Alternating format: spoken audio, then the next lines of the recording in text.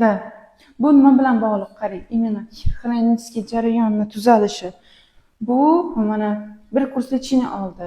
Kerak bo'lsa bemor bir necha kurs oldi. Yilda bir, 2 yilda bir. Keyin o'sha bemor tushunadi kasalligini. Tushunib boshlaydi.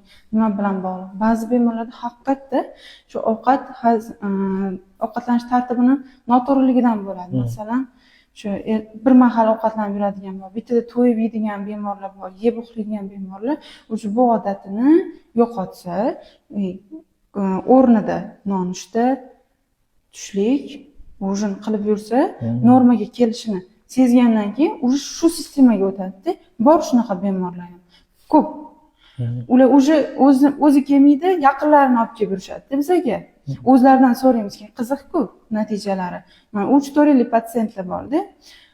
O'sha bemorlar kelishadi, o'zingizda qalay o'zgarishlar? Yo'q, bo'ldi, o'sha bir marta lechение olgandan keyin, 2 marta lechение olgandan keyin уже hozir normal, o'zim ham tushunaman, o'zimni kasalimni dedi. Endi nima yeyish, nima yesa yaxshi yuradi, nima yesa xuruj qiladi, shuni biladi.